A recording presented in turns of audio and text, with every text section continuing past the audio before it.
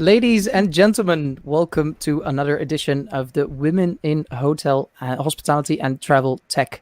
I have the pleasure of being joined by 5 experts, and I'll be your moderator for today. My name is Tom. I'm a student at the Hospitality School, Hotel School The Hague. I'm a bit underrepresented compared to some of the other schools here, but nevertheless, it is a delight to be here, and I want to thank you all for joining me. Well, maybe to start off the session, I would like to introduce you to all of the professionals that I have joining me here today. Let me just as a whole welcome all of you. Thank you, Vanessa, Ian, Hello. Alexandre, Daniela, and Patrizia. Rita, thank you for pointing it out. Indeed, I'm one of the first male. I'm the exception. It's an honor to be here as a male moderator, an exception to the rule, as it were. And may I first ask Vanessa to give a short introduction of who you are. I try to keep it short. Hello, my name is Vanessa. I'm a researcher at the Frauenhofer Institute, situated in Stuttgart in the southern part of Germany. And I'm researching on the future of hospitality since more than 10 years in a network together with hoteliers and suppliers from the hospitality sector. I'm a researcher, also a professor at the SRH University in Berlin. And I'm interested in everything what is about innovation, trends, technology, and digitalization for the hospitality sector. It seems you said future of hospitality. It seems we've got the right person for the show. Ian? So good afternoon. So Ian Millar from, or abbreviated EHL, so it fits on the screen. I've been a faculty member at Lausanne for the last 18, coming up to 19 years now. And my specialization is everything that's hospitality tech. And I'm also on the vice chair of the Advisory Council for High Tech Europe. This is one of the largest, if not the largest, hospitality tech show that happens, unfortunately, not this year, but hopefully when we come back. So we're already planning 2021. It's nice while we're introducing some of the people in the show. I see other people tuning in. Janu Saurama, I really hope I pronounced that correctly, but thank you for joining as well. Patrizia, welcome. Also from EHL. My name is Patrizia. I'm in Zueck right now, but I'm a last semester student at École hôtelière de Lausanne. So I'm graduating in July and just finishing up my degree. It's all planned out. All right. The man in pink. Yes, my name is Gamberoni. I am teaching at the Roches in Switzerland. My specialization is more the mind approach, psychology, team leadership, all that kind of thing. I'm doing as well a mentor for a student-led project that's called Future Hospitality Summit, and that was very interesting as well to be there with them. So, yeah. Fantastic. Thank you for joining. And that leaves just one.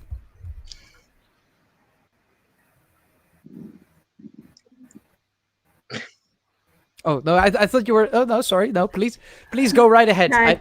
Yeah. Here. Oh.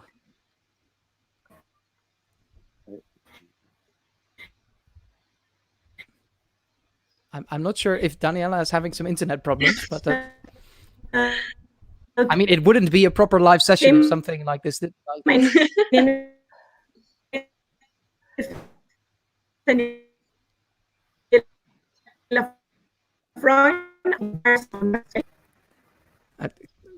think we may have to get back to this point. Can you listen to me? Because there we go. Yes. Yes.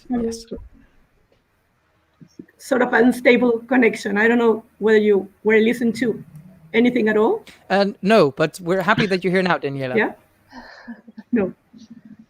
Thank you very much. So I start again. So I'm Daniela, lecturer and researcher at the School of Tourism and Hospitality Management in Barcelona, Spain. I'm from Argentina by birth, German by choice, and from Barcelona at heart. Very passionate about people. And I basically involved in topics related to responsible tourism, women leadership and entrepreneurship. And I love networks. So I'm really, really happy to be here. And a special kiss to Janu, who's an alumni of HTSI. Wow. Yeah, I think there's a lot of professional expertise in this room, and I think we're going to put that to the test in the rest of the session. So one of the first questions that I would like to pose to all of you, as you're all in different aspects of hospitality education, what are some of the major changes that you've experienced now in your daily life, in your personal and professional life? Maybe starting with you, Vanessa. Yeah, in terms of education, I mean, classes just started this week for myself. And it's a strange feeling to talk to a class that you cannot see. It's hard to not be able to interact with the students in a real environment. I think it's a learning process for all of us, for the professors, for the teachers, and for the students as well. We had to change all our education formats in order to come up with online solutions. And yeah, I think spoken for me personally, I still need some months of practice before I have the perfect online class ongoing. I really think so. I think that's a fantastic goal. Patrizia, how is that for you on the receiving end of hospitality education? So I think for every school, it has been quite a drastic shift. Only with a few weeks in the best case of preparation. I must say I had really great experiences with it. Of course, different teachers have a different affinity for different platforms. But for example, I've been amazed by what Zoom can do and how some teachers are able to use it. It's so interactive. You can have different meeting rooms. You can draw on the slides. You can really have an interactive session. So I must say I was impressed by how fast and how well classes were basically turned online over the scope of a week. So that means, Ian, you've done a great job at EHL. How do you think this translates, because I really want to move into the discussion of today, is how do you think this translates into the future? Yeah, I mean, I think for all of us, it was obviously when the announcements came out and they closed the countries, it was, I'm not going to say panic mode, but this was for a lot of us. I mean, we all admit it here, you know, we had to shift, and very quickly. It was a steep learning curve for all of us.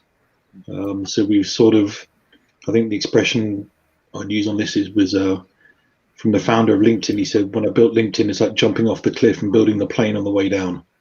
I think that's exactly what we've all gone through. Again, I don't know about Alexandre and Roches, I'm sure, I think we've done a pretty good job. And we can be very proud of what we've achieved. And I think as hotel schools in our industry, I think this actually gives us new opportunities to deliver new styles of learning to our students.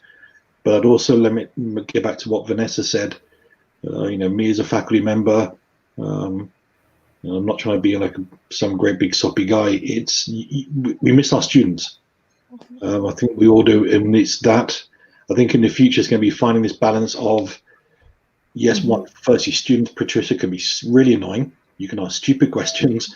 That's also the great part of being a faculty person. So I think it's going to be us as groups like we're doing now of what is the offline experience versus what we can actually and probably should be shifting towards a more online digital part. And I think this very unfortunate situation is going to kickstart that, because we really don't have a choice now. Okay, so in what aspects do you see this innovation? I think just in general, digital education will grow. I think now it's been forced upon us. We just haven't had the solution. You know, I mean, in this, don't want to sort of sound cold-hearted, but if you think it from a purely economical point of view, the fact of doing or having more of your stuff available online and not having to do in-class delivery, I think, you know, it's an economical solution as well. You know, it also fits a lot more, you know, Patrizia's generation who are learning more and more digital. So I actually think we need to start rethinking about when you do have classroom time and face-to-face time, it will probably look different. And we've spoken about flipped classrooms. I think this is just going to accelerate the process. You know, you can probably learn maybe 20-30% of your course online, and then you refine and become more expertise with face-to-face time. I think we'll see a lot more of this now. Yeah, I like how we've flown from what you said is we miss our students and say, well, we need personal interaction, to say, well, how can we make the personal interaction better by using technology as a facilitator there? Daniela, what are your viewpoints on this?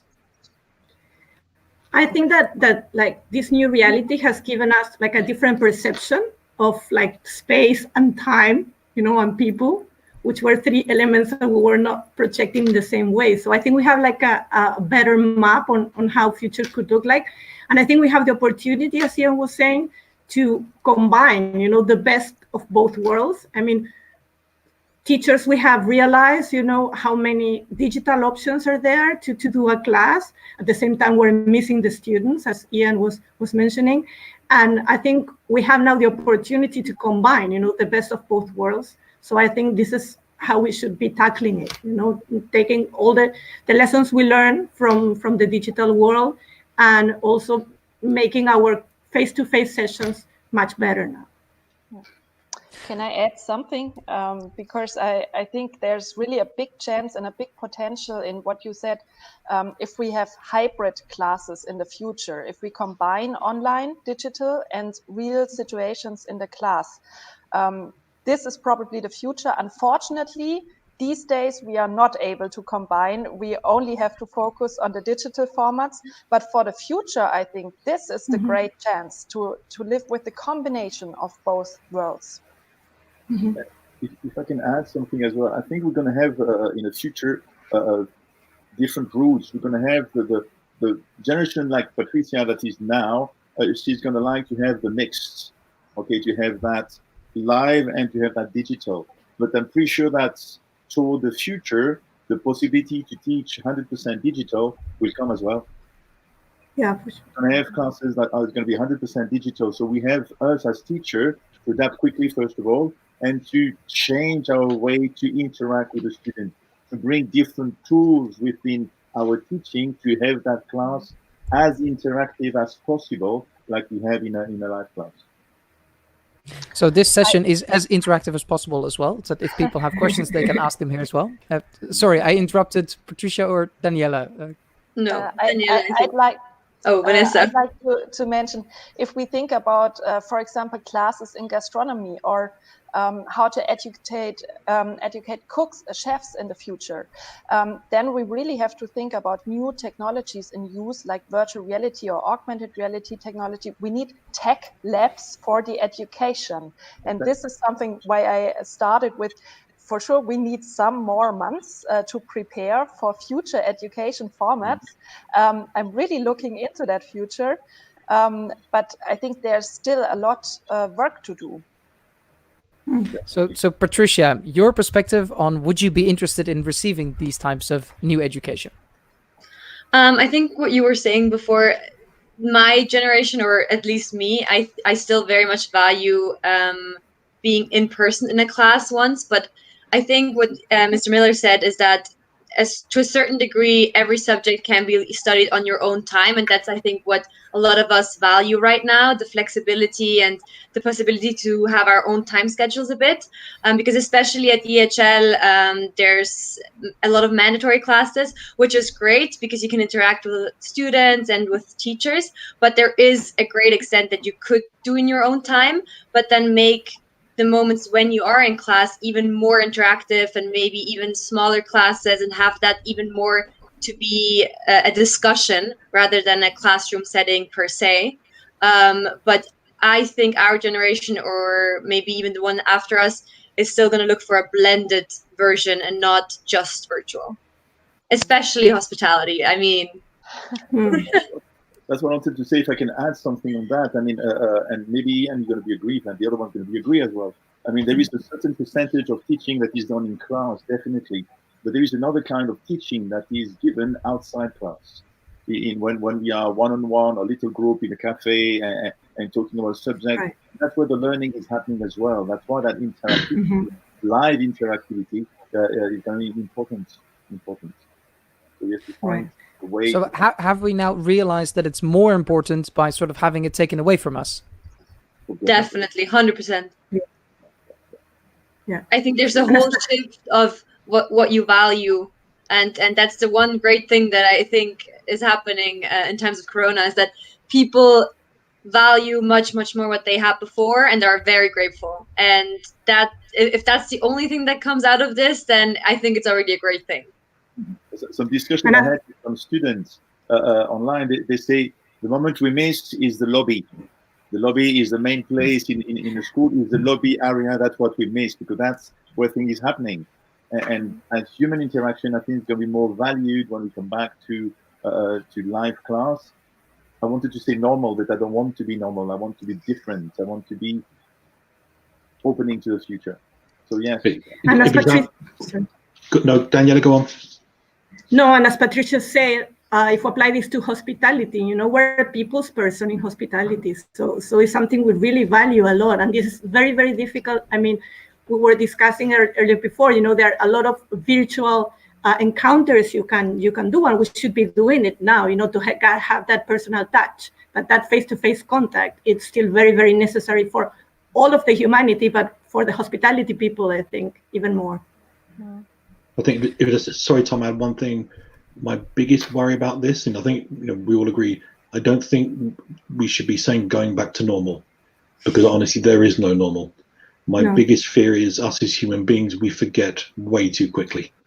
Exactly. And I think when we do get out of this, I think it will be back to normal very, very quickly, just because of just the way the humans do, and it's the quickest and easiest route to go to normal. And I think we need to be challenging that going forward, that there is no more normal.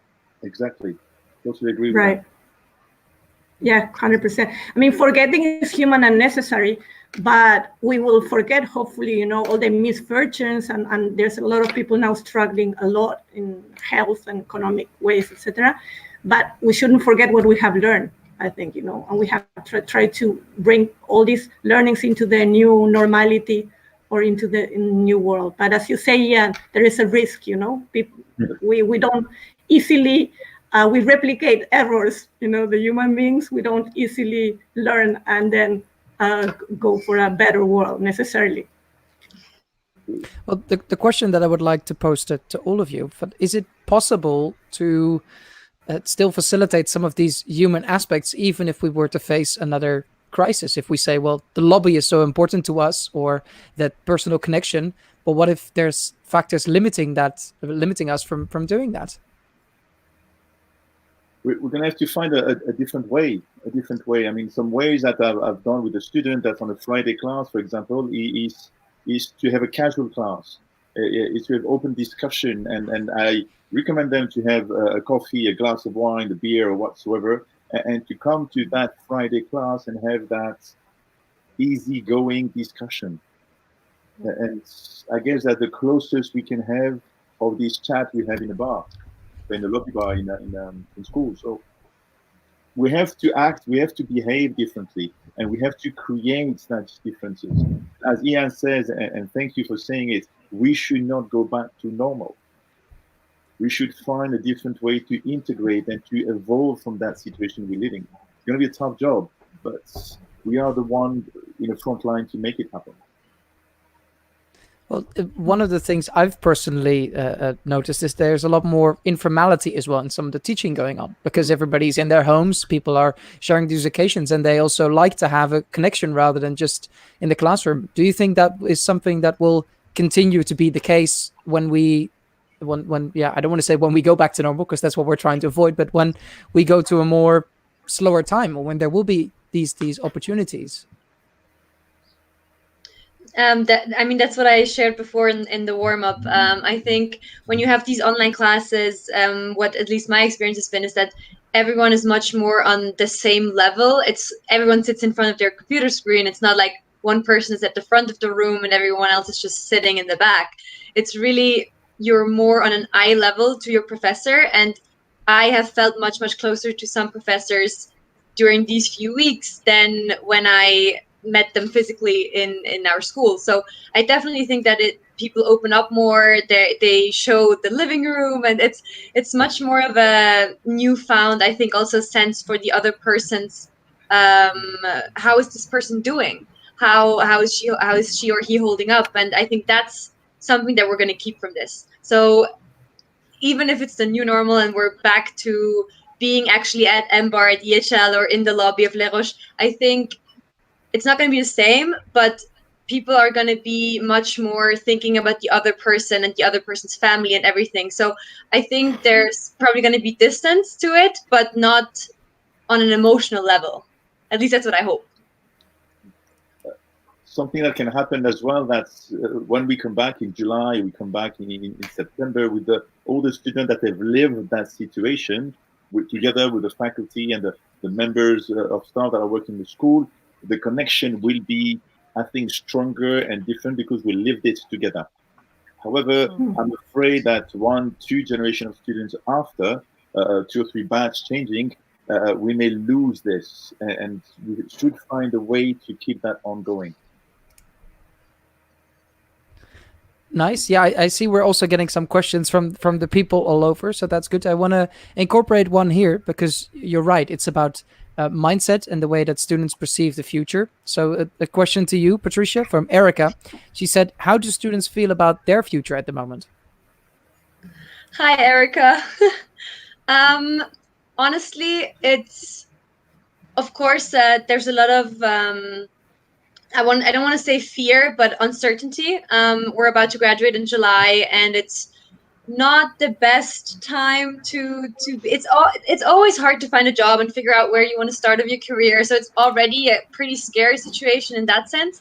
And right now I think the hardest part is not being able to plan.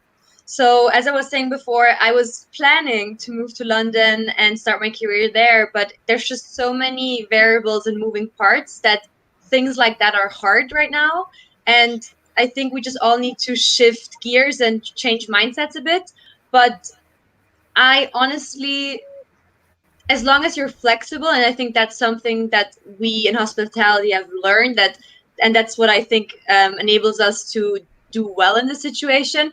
We just adapt and try to find a new solution, and we'll see how it goes. And the good thing is that everyone is in this. We're all in this together. There's people graduating all over the globe right now, and it's a global situation. So it's not that one specific major is hit or one specific country is hit. It's something that we have to live through together, and that takes a bit of the fear away, at least in my case. But I'd be interested to hear what some of the professors in this room think. Can I go with that one? Yeah, go. I think you're right. Yeah, it's the problem is maybe not fear; it is uncertainty. I mean, I don't want to be sort of like the brink of doom and gloom, but when people start talking about, we'll be out of this in June, July, I don't think we're going to see anything back to some kind of whatever normal is before 2022. This is going to stay around with us for a very long time. I mean, Daniela, in Spain, they said that Spain won't reopen bars, cafes, restaurants before the end of the year. In the UK, they're saying they'll open before Christmas. This is not going away. And even then, when pubs, restaurants and bars reopen, what's that going to look like? Mm-hmm. And that's when you say, Patrizia, it's this unknown. And I think we need to be having more discussions. And I also think, without being critical, I think governments have not been as supportive of our industry as they should have in a lot of countries. Work with everyone else first, and then we might get round to hotels, restaurants at some point. We don't have planes flying, and when they finally say that planes can fly, and however that means getting people in a metal tube, we've got to service all these planes. We've got to get platforms up and running. Swiss Air said that they won't run their fleet properly until 2022. We're in this for the long haul, and I think we need to keep discussions like this going on. We're in a fight now. We're in a fight for the next 18 months of trying to keep our industry in, as we said, some kind of whatever normal is going to be. And if people like Patrizia coming out and the graduates coming out now, yeah, I feel so sorry for you. This level of uncertainty, but we've got to keep chipping away and bring some kind of, normality back in for us as an industry and also for our students as well. Yeah, it probably leads to flexibility. That's the need, the skill that we need. The students, the professors, and anybody needs to be more flexible in life and in the work as well. I see many companies who provide their employees with more flexibility in terms of flexible working hours, flexible working places. This is one shift. And in terms of the students that start their professional career now, probably all of them know already that they have to be flexible in terms of how they start their career, and they all know that this will not be their lifetime experience at the end. So it's all about flexibility, and this is changing all our mindsets. I would like sorry. to go. No, Patricia. Daniela, go. No, I just wanted to add that I think another important trait would be now resilience, because I'm a very, very positive person and optimistic, but this was not the first crisis and probably not going to be the last one either, right? So there is no certainties there. The only certain is our uncertainty. So I think it's like, as you said, Vanessa, we have to change the mindset and accept, and work for the emergency situation now, which is difficult. And then for the day after, and also for the long run, because we will travel again for sure. And hopefully we're going to be doing things in a better way, in a more responsible and sustainable way too, because it is one of the lessons we can learn also from now. If we see around, we've been like in different parts of the world, like for a month, all the human beings more or less confined. And then environmentally, we can see a lot of changes there. But I think resilience is very important, and also like self-leadership. Like how do you manage all these changes? And this is something I think we should also be teaching somehow in our hospitality schools. Not only the technical side of it, but also the personal development. Yeah, that's something that I want to hook onto, because we spoke a bit about earlier about how education itself changes in the sense of, well, the delivery might change and the quality, maybe a different format or whatever. But one of the interesting aspects as well is you spoke about skills that they need to be taught.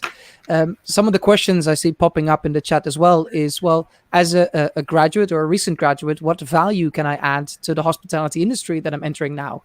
And I think it's a mixed perspective. Patrizia, from you to say, well, what are some of the things you feel that you have that empower you to go for certain positions? And maybe from some of the professors, the perspective to say, well, what are some of the skills that people should realize they have that they could utilize in these trying times?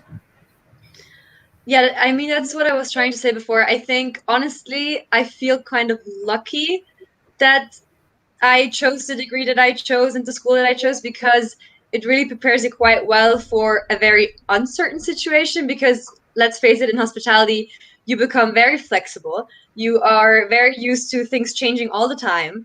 You are used to work under pressure. In my opinion, it's an education in this field prepares you quite well for a crisis situation.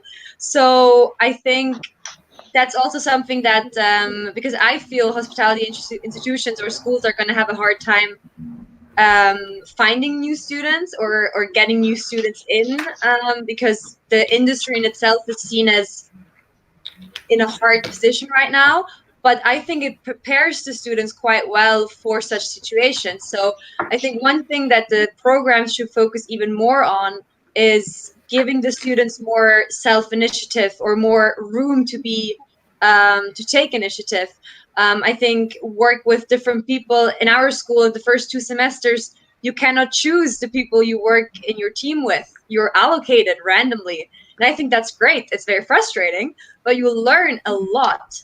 And these kind of small things just have to be even more present, because they really do prepare you for such situations. And another thing that I think is going to be more and more important and should be implemented in the programs is this interdisciplinarity. Not only working with different people from different backgrounds, because that's already being done, especially in hospitality, but actually trying to bring in a completely different background. So especially in Lausanne, for example, there's so many great schools around so close by that I think for now these collaborations are more on a voluntary basis. So if you take your own initiative to do this, but it should be much more pushed by the school itself, because such a great crisis like right now shows that the real problems are only going to be solved with people from different disciplines. Definitely. If I can add something, thank you, Patrizia. If I can add something on that in our school, the way we teach should change as well to prepare the student for that uncertainty. And we should not only teach a different topic, but what can they do with that? And right now, the young people, what they have to put forward is creativity, innovation, take the opportunity how it comes. What can we do with the situation I have? And like Patrizia says, it is important that we as educators give them that opportunity to train that innovation, that creativity, and that embracing opportunity. Do not pamper them anymore, because pampering is not protection. We should go ahead. I know they did that in Lausanne. We have done that in school. I'm pretty sure a lot of schools are doing that. There are student-led projects like the FHS, where I talk about Future Hospitality Summit. We should give that opportunity to our students to do this kind of thing by themselves and be there as mentor, be there as coach, and guide them in a way that's what decision you want to take. And that's real life, basically, real life experience. And that's what they need. I don't know if you share that, but I think this is the kind of thing that they need to have now. No, definitely. And just for one more point out, I think it's interesting. I mean, it is, Alexandre, you've been doing this for about the same time as me.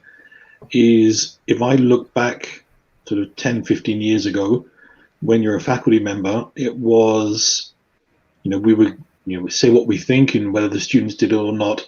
I think we're moving more towards where students expect to have their hand held a little bit more by us.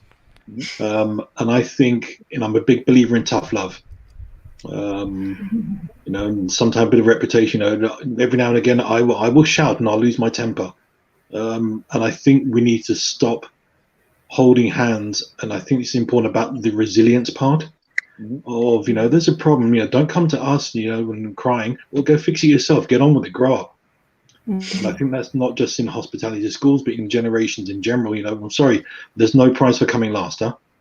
And I think this is something we need to instill a little bit more into the generations. And as you said, Patrizia, generations coming after you. I'm seeing it even worse. You say one bad thing to them, and suddenly, the parents' lawyers are contacting the school. You were nasty to my son. Well, no, I'm sorry, I was just being, realistic. And I think that's something as a mindset in all schools. But the problem is, that's not just in hotel schools; it's a generational thing. But I think if we do that, it's for a reason. It's not us being nasty, because we're not nasty people. But it's helpful for people growing up to be told, you know what, you're wrong. You're not right. This is not good. Go fix it yourself. And I think it would be something, maybe this will be something that will change after all of this, because you said resilience is going to be key. And I think, sorry, Daniela. No, and I think thank you so much, Patrizia.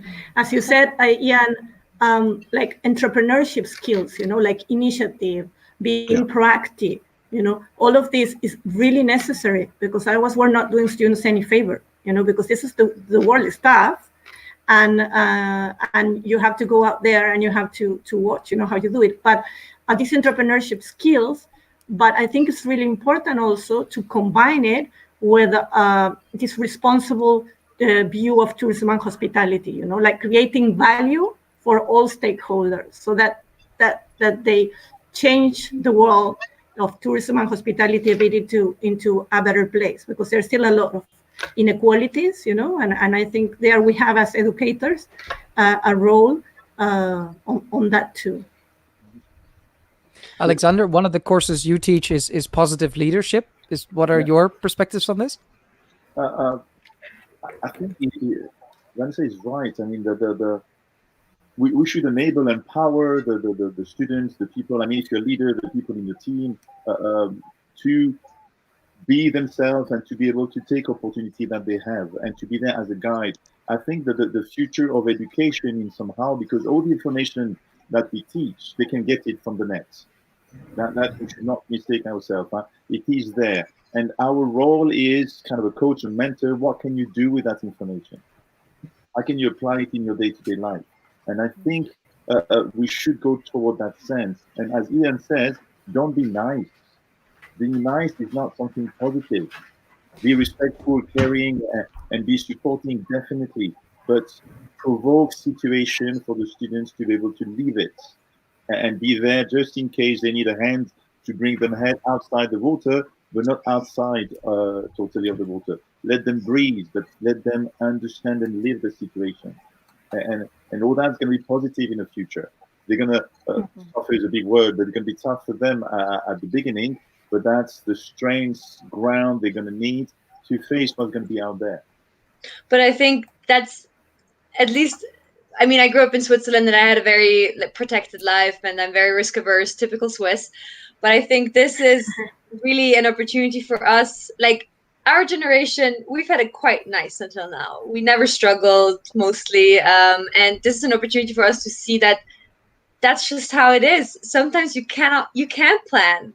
I can't move to London now. That's just how it is. It's something that you need to learn from, adapt, and then take this as a lesson for whatever is to come, because we're going to be working until probably 70 something. We're going to have a very, very long career in front of us, and there's going to be other obstacles. And I think we should take this as an opportunity to learn from it and take every lesson that we can to when something else comes in 10 years, because then we'll be better prepared and hopefully can also be role models to the new us, and guide them. Like you were saying, I think mentorship programs are one of the best things that there are, and that's where it's going to go to. Oh, definitely. Totally agree with that. I think if everybody's quiet, then you made a very good point, Patricia. That's a good sign. Thanks, Ryan. You know, I think one of the interesting questions that I'd like to ask is, of course, I think many of us agree that this is the way forward. But what would this practically look like? What are things where we can see it? Some of the questions in the chat also say, so what will education then look like, or how will it? What are examples that you can give that maybe help clarify this point further? The end of exams. Wow. Yeah. Can you elaborate? As we know them. I'm totally agree. Yeah, I think we'll move forward more of you'll, in a way, graded, maybe the wrong word, but you'll be evaluated more on process, more on attitude, of how you take what you learn, whether it be online. You know, one of the questions here, AI and robotics. I think especially AI will play a bigger role in education, mobile learning, and all these different techniques. And for me, without being I would question the validity of exams per se in the future. You know, it's an archaic system that's been around for a long time. You know, and the fact that you've memorized something and you've taken in your one-page cheat sheet where you've printed everything in size 5 out of Word with 0 margins, is that really relevant for the future? I think there's a lot more ways that we can grow students, still evaluate. There still needs to be something in terms of preparation then for future life. But I think the whole evaluation system will have to change as well. Yeah, it should be on applied for that. I mean, they have to apply the knowledge they're receiving, and that's how they have to be evaluated. The exam, by heart, they've always been against it. Yeah, the same. I think it's really important that we push the interdisciplinary exchange much more than it is today. There's no future in the comfort zone, as we already all agreed on, I think. So how can we guide the students through the process, interacting with other disciplines in order to achieve more innovative solutions for the industry, in order to provide them with more attractive work situations in the industry? All these topics are relevant in the future, and I think interdisciplinary teams and interdisciplinary spirit can also be achieved by pushing the students out and tell them, try to come up with teams on your own, try to interact with other universities, with other programs. And this is much more important for the future than staying in the own industry, in the own sector, and focusing one goal. We have to leave the trails and see what is on the left side, on the right side, what is to explore out there. And as a teacher, we can only guide and maybe ask the right questions to explore. I mean, this is a very positive view. How likely is this to happen in the upcoming period, and how long would this upcoming period be? I don't think that it's realistic in the next 1 or 2 months. Probably this is. It's a road, you know. We are just entering this road now, and we all have to build it up all together and walk it. I'll give one example. I mean, Patrizia, when you were running YHS, and again, you know my love of YHS, what you guys do. I think, you know, things like YHS in the future, and you're given a challenge by a hotel company. I could imagine the next one, you're going to have engineers from EPFL. You're going to have students from Frauenhofer coming. You're going to have people from Ecole for design. And ultimately, here's a problem. The hospitality students, you solve it from the business angle. That's what you're good at. But you engineer guys from EPFL, you go and build this. And the designers from Ecole, you give a design. And I think this is the way forward, because the reactions, I mean, we're on COVID-19. And again, without being doom and gloom, in your future, like Patrizia, we may be on COVID-42. And I think we're going to have solutions where we will need to be so reactive and build new things. Again, that's what Daniela said, entrepreneurship, innovation. You know, I think, for example, design thinking should be a norm in teaching hospitality schools, teaching our students 100%. How to sprint. You know, that's I'm doing that in the projects. Go and build me something now to solve a problem with COVID-21 for housekeeping, and build it for the Ecole and EPFL guys, and you have 2 days. This is where we need to be taking our education as well, and not sitting in your room all weekend cramming for an exam and can you remember everything you're going to need to regurgitate to get your 4.85 note, but actually go and build great things. Just one thing to add, maybe. I really appreciated what the German government did in one of the first 2 weeks of the crisis. They initiated a hackathon where really many people took part in. And if you have a look at the results, you can watch them on YouTube, only small movies. But this is something that people did in teams in only 2 days of work. And I think we have to enable our students to come up with solutions like this. This is entrepreneurship. This is reacting to tasks that are actual. And that's the right spirit to go for. And I think in line with what you're saying, it's very, very important to foster these entrepreneurship skills, etc., that will work in interdisciplinary teams, as Patrizia was saying, but alongside with the companies a lot. But I'm not meaning internships, which we do a lot, but in class, you know, these businesses, business projects, action-based challenges, etc., that students really need to work for real-life projects, and at the same time, you know, solve challenges, if they can be related to sustainability better, but that they can solve challenges and at the same time learn, you know, and combine the theory and the practice at the same time. So I think it's the way to go. There is another aspect that we should not forget, is the human part, the human emotion, the human way of doing things. And that's also something we should teach. Okay, the practicability of doing things, yes, but how to approach it from a human emotion, a human point of view is also important. So people skills, human skills, soft skills, all those are very important as well. Because we're going to need them in order to bring those projects forward. And design thinking is an amazing methodology to do that. Sorry, Daniela. Oh, sorry. No, it's a very interesting topic, but I think we're not the only ones who are very interested about this, because I've been getting a lot of questions. So I'm just going to pose a few to you to see.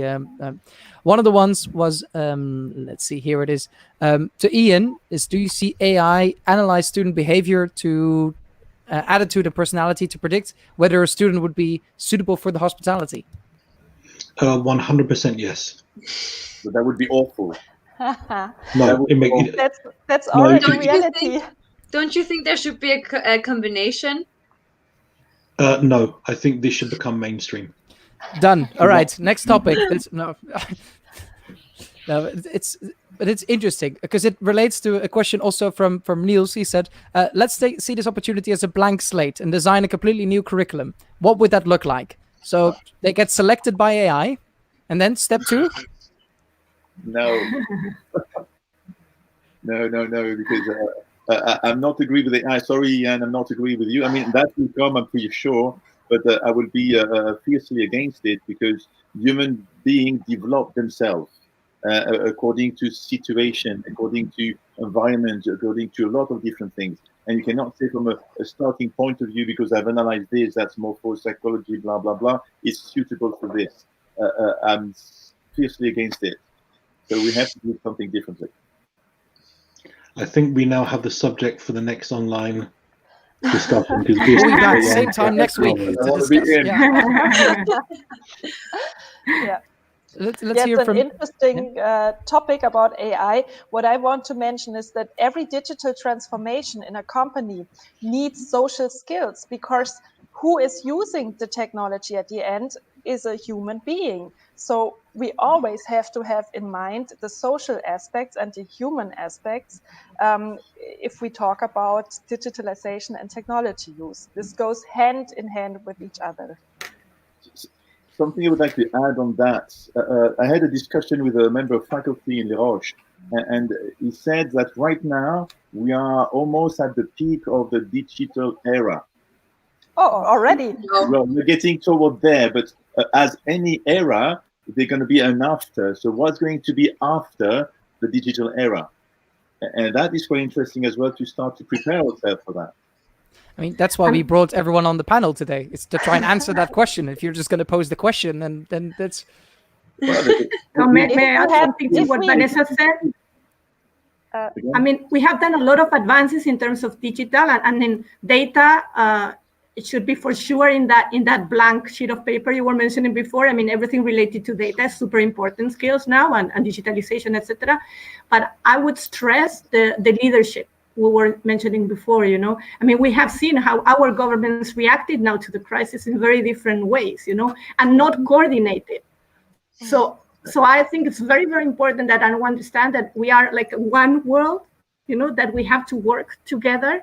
And leadership is very, very important. And I think all these social skills should be also there, very, very present, because with data alone or with digitalization alone, we're not going to live a better life, you know, in any sense. So I think that's where also I see a really big potential for our industry. Like after this, I'm not going to call it the new normal, but after this somehow gets to a new state, I think what people are going to value the most is probably personal interaction and being taken care of by a person, by a human being, and being in an atmosphere and feeling that sense of trust again in a space. And that's where I think there's a lot of opportunity for hospitality. So like a lot of people are talking about low touch economy, and like I'm 100% sure in certain aspects that's going to be the case, and there's going to be a lot of progress in that way. But people always come back. Like it goes into one direction and then there's a shift and you come back. And I think that's when hospitality will have a peak. Mm-hmm. Yeah, I mean, if we follow the development these days, the social development and also the technical development, I really hope for our societies that the new world will be the new social world, because we all need it. And we see the value right now. That's also how our discussion started. But social doesn't only mean that we meet other people and give a hug. It also means social responsibility, corporate social responsibility for companies. It means another treatment of our environment. It means being more economically friendly in our daily behavior. All this goes along with the topic, let's be more social in the future. And this is really important, that we push it and that we foster this. Right. So what I would like to do, because I was part of the whole conversation. Even there, I feel like I may have lost some things. But to maybe sum up some of the things that we've spoken about, also for the people listening, that if there are still questions they would like to ask, that they have an opportunity to do so, is we spoke a lot about what the future of education might look like, what the future hospitality industry may look like. And I got the feeling that a lot of it is sort of saying, well, hospitality will sort of become this big open space in education, which we can fill in ourselves, maybe with projects, but that's only certain leadership skills, certain people skills. Those will be applicable for everyone.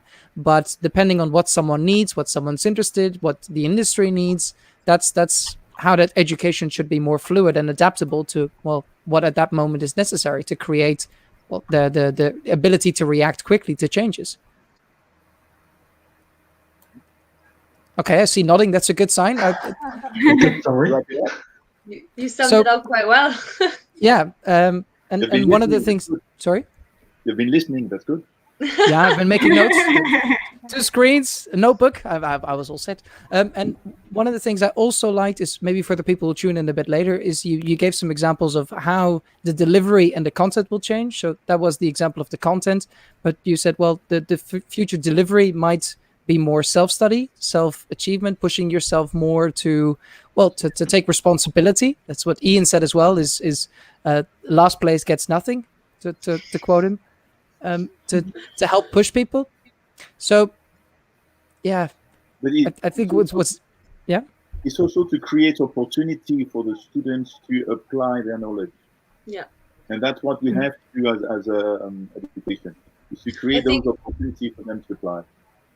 I think it's really about the tools. So giving them an opportunity and the tools. And in my opinion, these tools are like the skills that we talked about, because you should build a curriculum or a program around the skills that you want the students to have after, and not the content. Because as you were saying, you can learn a lot on the job. You can learn almost anything if you're motivated and if you want to do it and if you have the time.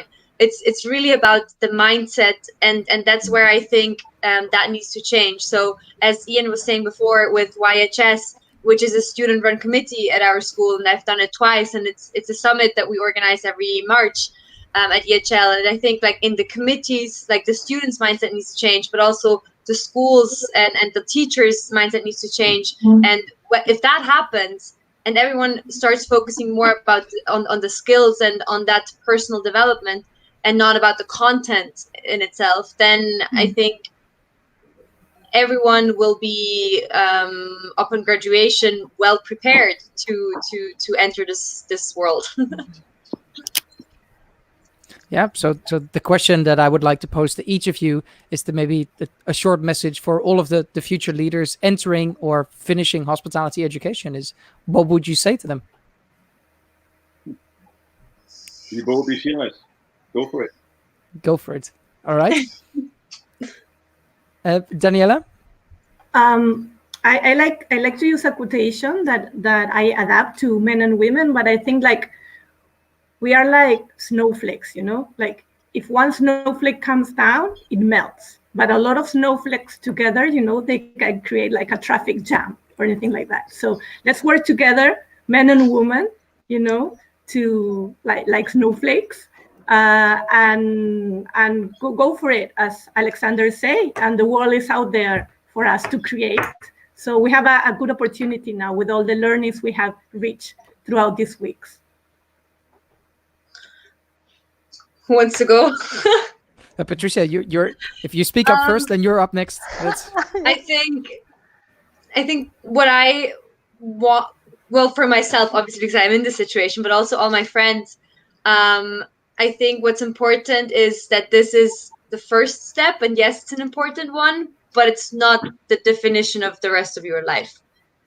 Right now, it's more about being flexible, accepting that the one dream job that you thought you need might not work out, and that's okay. So just be flexible and focus on what you want, where you want to go in the end, and try to find something that potentially leads you there.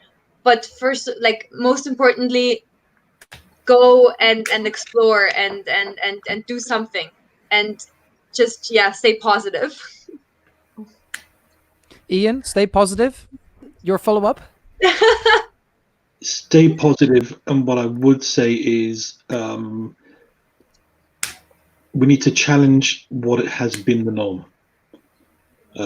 Our industry struggles of keeping people like Patrizia in our industry. We pay badly. We make you work split shifts. We don't give you, you still have horrible working conditions, especially in kitchens and F&B. And I think we should challenge anybody who wants to go back to the norm after this for the overall betterment and to keep people wanting to work in hospitality, because it is, this is a personal thing for me. It has been my life. I've never done anything else. I'm 50 this year. From my grandfather, my father, myself, and if someone says, "Oh, let's go back and normal internships and normal this and normal," no.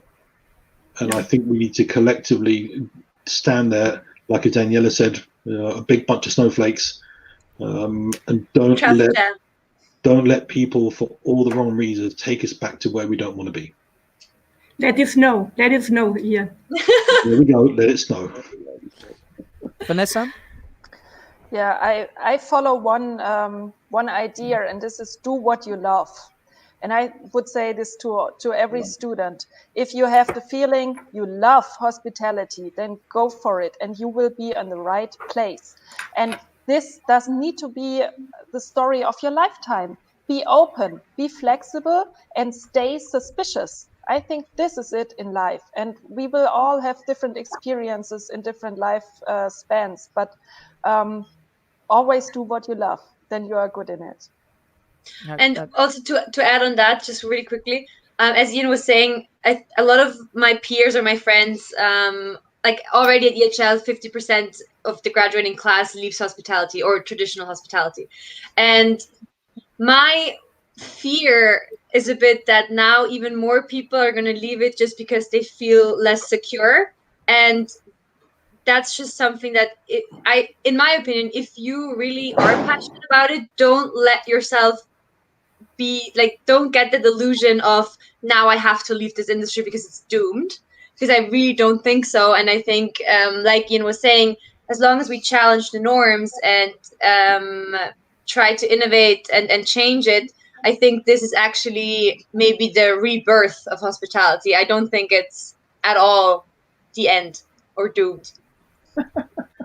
And adding to Patrizia, I think it's also for management. I hope in this new world, women leaders have more opportunities, equal opportunities there. In tourism, majority of workforce is women, but very, very few have opportunities for leadership. So I really do hope that we challenge that too. You're totally right, and you have my support, ladies. And that's why I want to thank as well, bring us back to the host to make it full circle. Thank you for the women in hospitality and travel tech for organizing this session. I was informed that they are also starting to do mentorship programs at the end of April. And I'm sure that if you'd like to know more about that, you can find that on the website. And then lastly, I want to thank you 5 amazing panelists for joining me today. Thank you. Welcome. Great pleasure. Thank you so much. It was a pleasure. Thank you. I enjoyed it. We're holding on to something more, and this is what I'm